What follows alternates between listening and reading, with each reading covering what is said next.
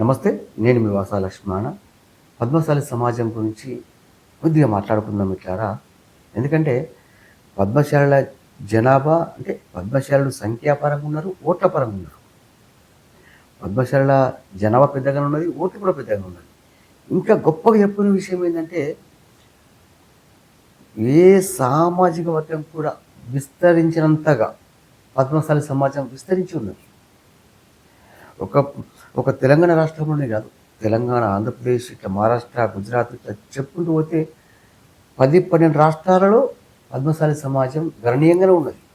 ఎక్కడేం తక్కువ లేదు. ఉం. మరి ఇంత జనాభా ఉన్నప్పటికీ, ఇన్ని ఓట్లు ఉన్నప్పటికీ ఎందుకు పద్మశాలి సమాజాన్ని రాజకీయాలు గుర్తిస్తలేవు? ఇప్పుడు ఏ రాజకీయ పార్టీకైనా ఓట్లే కీలకం కదా. మరి ఇన్ని ఓట్లున్న పద్మశాలి సమాజాన్ని, ఇంత జనాభా ఉన్న పద్మశాలి సమాజాన్ని రాజకీయ పార్టీలు ఎందుకు గుర్తిస్తలేవు? ఒకసారి ప్రతి పద్మశాలి మిత్రులు ఆలోచించండి, లోపం ఎక్కడ జరుగుతున్నది. ఇంకా గొప్పగా చెప్పుకున్న విషయం ఏంటంటే పద్మశాలి సమాజం ఇంత జనాభా ఉన్నప్పటికీ, ఇన్ని ఓట్లు ఉన్నప్పటికీ, ఇంత విస్తరించి ఉన్నప్పటికీ కూడా రాజకీయంగా లేకపోవడం వల్ల ఏ ప్రభుత్వం వచ్చినా సరే ప్రభుత్వాల నుంచి సంక్షేమ పథకాలు లేవు. రాజకీయంగా ఉన్నప్పుడు కదా ఎంతో కొంత లబ్ధి జరిగేది పద్మశాలి సమాజానికి ప్రభుత్వాల నుంచి వెళ్ళి. రాజకీయంగా లేకపోవడం వల్ల హక్కులు ఎలాంటివి లేకపోయినా సరే, సంక్షేమ పథకాలు అందకపోయినా సరే, పద్మశాలి సమాజం తమ కాళ్ళ మీద తాను నిలబడి, అంటే పద్మశాలి అంటే బుద్ధిమంతులు కదా, మంచోళ్ళు, కష్టజీవులు, తమ కాళ్ళ మీద తాను నిలబడి నిలదొక్కుని ఈరోజు చూసుకుంటే ఆర్థికంగా బలపడుతున్న సామాజిక వర్గం. ఇప్పుడు వ్యాపార రంగం కావచ్చు, ఉపాధి రంగాలు కావచ్చు, ఉద్యోగ రంగాలు కావచ్చు, అసలు ఎక్కడ చూసిన అన్ని చోట్ల పద్మశాలి సమాజమే ఉన్నది, ఒక రాజకీయ రంగం తప్ప. మరి ఇంత బలపడుతున్న సామాజిక వర్గాన్ని, ఇంత ఆర్థికంగా బలపడుతున్న సామాజిక వర్గాన్ని ఎందుకు రాజకీయ పార్టీలు గుర్తిస్తలేవు? మరి ఎందుకు ఈ పద్మశాలి సమాజం ఈ విషయం మీద దృష్టి పెట్టలేదు?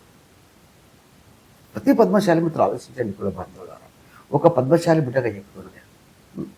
ఎంతసేపు మనం పద్మశాలి ఐక్యత లేదంటున్నాం. ఐక్యత ఎక్కడ ఉంటుంది? ఐక్యత ఏమన్నా ఆకాశం చూడిపడుతుందా, లేకుంటే చంద్రబాబు నుంచి గ్రహాంతరం నుంచి తీసుకొస్తాం మనం ఏమన్నా? ఐక్యత మన గుండె లోపలే ఉంటుంది కదా. మన మనసులో ఉన్న ఐక్యత మనం బయట తీసుకురావడానికి ఎందుకు సంకోచిస్తున్నాం? ఐక్యత లేదు అని మనం తక్కువ చేసుకుంటున్నాం. కానీ నేను సైతం పద్మశాలి సమాజం కోసం అడిగేస్తానని మనం ఆలోచించడం లేదు. అది కూడా ఒక కారణమే రాజకీయాలు మనకు గుర్తించకపోవడానికి. ఎందుకంటే మన అసెంబ్లీ ఎన్నికల కన్నా ముందు కోట్లలో రాజకీయ యుద్ధబరి చేసుకున్నాం, చాలా గొప్పగా చేసుకున్నాం, చాలా గొప్పగా పద్మశాలి సమాజం వచ్చింది. శంకరహోమం చేసుకున్నాం హైదరాబాద్లో, దాన్ని కూడా పద్మశాలులు తండోపతండాలుగా వచ్చారు. మొన్నటికి మొన్న కాంగ్రెస్ ప్రభుత్వం వచ్చిన తర్వాత పద్మశాలి ఆత్మగౌరవ సభ పెట్టుకున్నాం. దీనికి పద్మశాలి సమాజం ఐక్యత చాటుతూ వచ్చింది. మరి ఇంత ఐక్యత చాటుతూ సభలకు వస్తున్నారు, కార్యక్రమాలకు వస్తున్నారు. ఇంత వచ్చినా సరే రాజకీయాలు పద్మశాలి సమాజాన్ని ఎందుకు గుర్తించలేవు? బాగా అర్థం చేసుకోండి పద్మశాలి కుల బాంధవుడు, బాగా అర్థం చేసుకోవాలి. పద్మశాలి సమాజం గురించి పద్మశాలి ఆలోచించకపోతే పక్కడు ఆలోచిస్తాడా? రాజకీయాలను గుర్తిస్తలేవు అంటే కారణం ఏంటి? నీ దగ్గర బలం లేనట్టే, బలగం ఉన్నప్పటికీ బలం లేనట్టే. గత ఇక నుంచి అయినా పద్మశాలి సమాజం కోసం పద్మశాలి ఖచ్చితంగా ఆలోచించండి. ఈ సంఘాల గొడవలు అంటారా? నేనేమంటున్నంటే సంఘాలు ఒకటి కాదు 10 ముట్టని, అవన్నీ పద్మశాలి సమాజం కోసం పనిచేయాలి. కానీ పొద్దున్న లేవ్వంగానే యుగోలోకి పోయి నేనెంత అని చెప్పి ఎల్లకాలం సంఘాల గొడవలు అయితే ఇక పద్మశాలి సమాజం గురించి మనమేం ఆలోచిస్తాం? ఆలోచించండి ఒకసారి. నేనేమంటున్నంటే ప్రతి వ్యవస్థలో లోపాలు ఉంటాయి. ఆ లోపాలని సవరించుకోవాలి, సంస్కరించుకోవాలి, మన కోసం మనం అడిగేయాలి. అప్పుడే పద్మశాలి సమాజం రాజకీయంగా ఎదుగుతుంది. రాజకీయంగా ఎదిగితే హక్కులు ఆటోమేటిక్గా వస్తాయి. నేను గతంలో కూడా చెప్పాను. గతంలో ఏం చెప్పాను నేను? ఒకసారి వినండి. బలమైన గొంతులు అసెంబ్లీ గేటు బద్దలు గొంతుకుని పోయినాడు పద్మశాలి వాదం వినిపించిన రోజు మాత్రమే వీళ్ళ బతుకులు బాగుపడతారు తప్పించి బలమైన పద్మశాలి గొంతుగా అసెంబ్లీలోకి వెళ్ళి జై పద్మశాలిని గర్జించిన రోజు ఖచ్చితంగా పద్మశాలీలకు ప్రతి హక్కు వస్తుందండి. పద్మశాలి సంఘ సమావేశం జరిగినప్పుడు నెలకోసారి 2 నెలలకోసారి మీటింగ్లు పెట్టుకున్నప్పుడు ప్రతి మీటింగులో ఖచ్చితంగా రాజకీయంగా పద్మశాలి సమాజం ఎదిగితే పద్మశాలి సమాజం ఏ విధంగా ముందుకెళ్తుంది అనే విషయమే చర్చ పెట్టండి. మా పద్మశాలి సమాజాన్ని రాజకీయ పార్టీలు గుర్తించకపోతే మేము రాజకీయాలను బహిష్కరిస్తామని ఒక్కసారి పద్మశాలి సమాజం అనుకొని పార్టీని పక్కన పెడితే ప్రతి పార్టీ పద్మశాలి కాళ్ళకాడక కూర్చుంటుంది. అంత శక్తి ఉంది పద్మశాలి సమాజానికి. ఆ శక్తి మనకు అర్థమైతే ఆందోళన నేను గత 5-6 సంవత్సరాలు చెప్తూనే ఉన్నాం. ఇట్లుంటున్నారు, ఇట్లా మర్చిపోతున్నారు.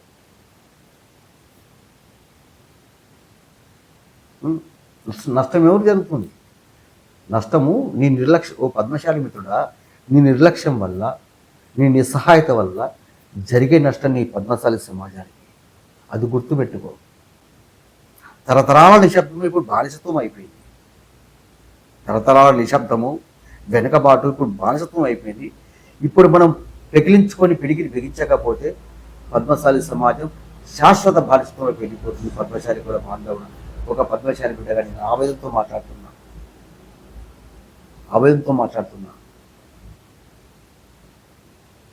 ఖచ్చితంగా ప్రతి పద్మశాలి మిత్రులు ఫాలో అవుతారని మీరు మీ అభిప్రాయం తెలియజేయండి. ఇంకా మాట్లాడుకుందాం, అయిపోలేదు.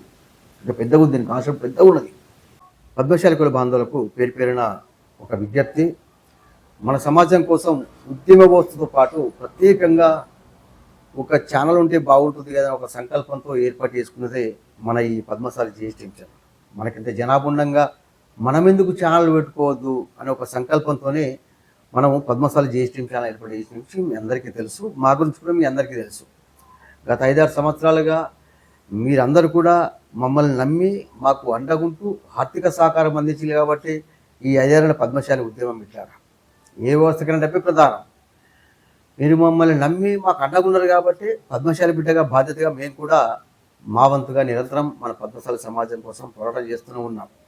ఈ 5 ఏళ్ల పద్మశాలి ఉద్యమంలో ఎన్నో రాజకీయ కుట్రలు కుతంత్రాలు మీకు తెలియంది కాదు. ఇప్పుడు కూడా కొద్దిమంది దొరలు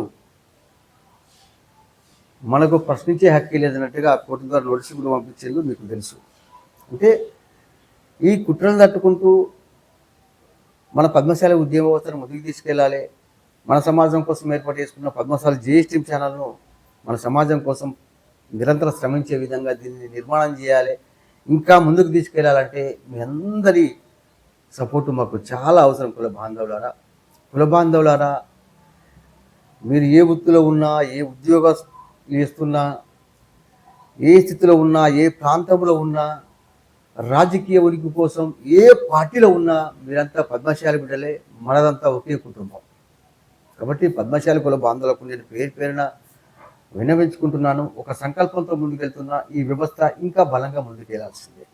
అందుకోసం ప్రతి పద్మశాలి కుల బాంధవుడు కూడా ఈ గుడి దగ్గరకు వచ్చినప్పుడు ఇక్కడ నెంబర్ పెడుతున్నా 7675833192 7675 8333192. దీనికి జీపో ఉంటుంది, ఫోన్పే ఉంటుంది. మీకు తోచిన విధంగా ఆర్థిక సహకారం అందించండి.